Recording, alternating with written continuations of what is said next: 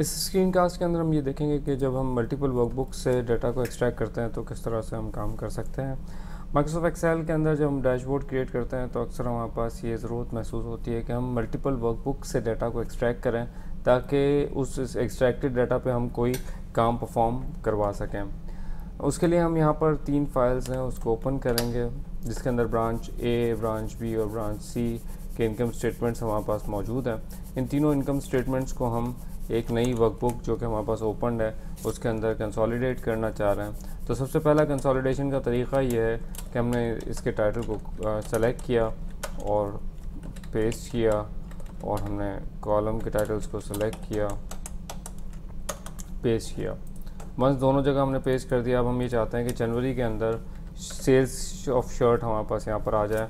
हमने equals to press किया, हम यहाँ पर आ गए सबसे पहले पे प्लस तीसरी वर्कबुक।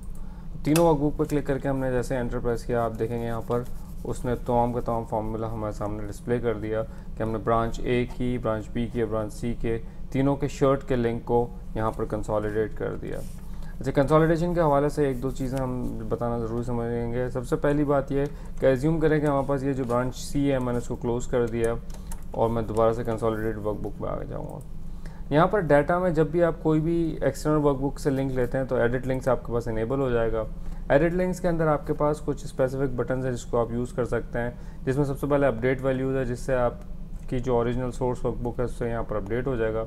चेंज सोर्स बुनियादी तौर पर उस वक्त यूज़ होता है कि जैसे अगर आपने ब्रांच सी की डाटा फाइल कॉपी की थी, उसको आप नेटवर्क में या किसी और ड्राइव में मूव करते हैं या उसको रीनेम करते हैं तो चेंज सोर्स के ज़रिए आप इसको ओके करेक्ट कर सकते हैं। ओपन सोर्स, जैसे आपके पास ब्रांच सी आपने देखा बंद थी, ओपन सोर्स जैसे आप क्लिक करेंगे तो उससे ये होगा कि जो उसकी ओरिजिनल फाइल थी, सोर्स फाइल, वो आपके सामने ओपन हो जाएगी। मैं दोबारा से डाटा में एडिट लिंक्स में आता हूँ। ब्रेक लिंक्स इस वजह से यूज़ करते हैं कि जैसे अगर आप ये डैशबोर्ड या ये फाइल आप ईमेल करना चाहेंगे तो ब्रेक लिंक्स करके ईमेल करेंगे ताकि वो जो जितने भी फॉर्मूलाज है उसको वैल्यूज़ में कन्वर्ट कर दें। और चेक स्टेटस से आप उस फाइल का स्टेटस चेक कर सकते हैं। तो हमने ये डिस्कस किया कि हमारे पास यहाँ पर तमाम का तमाम डाटा तीनों वर्कबुक से आ गया, लेकिन ये बड़ा ही कम्बरसम काम है। हम चाहते हैं कि एक्सेल ऑटोमेटिकली इन तमाम को कंसोलिडेट करे। तो ऑटो कंसोलिडेट करने के लिए हमारे पास डाटा के अंदर एक बटन होता है with the name of consolidate के हमारे पास डिफरेंट स्टेप्स है जिसको हम देखेंगे। सबसे पहला स्टेप ये है कि आप ब्रांच ए में आ गए और ब्रांच ए की जो पूरी रेंज थी वो आपने सेलेक्ट कर ली। जैसे आपने ब्रांच ए की पूरी रेंज सेलेक्ट की, आपके पास यहाँ पर ऐड का बटन है, आपने ऐड पर क्लिक कर दिया, आप देखेंगे ब्रांच ए का डाटा आपके पास ऐड हो गया। फिर आपने ब्रांच बी सेलेक्ट किया, उसका भी कंप्लीट डाटा आपने सेलेक्ट किया और उसको आपने ऐड किया।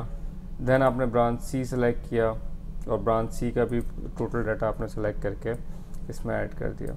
जैसे ही तीनों डाटा आपके पास ऐड हो गए, इस तरह से जितना भी डाटा होगा आप एक साथ ऐड कर सकते हैं। हमने सिंपली क्या कहा कि टॉप रो और लेफ़्ट कॉलम पे हमारे पास लेबल्स हैं और ओके प्रेस किया। जैसे हमने ओके प्रेस किया, एक्सेल ने विद इन नो टाइम तमाम के तमाम डाटा का टोटल आपके सामने परफॉर्म करके ले आया है।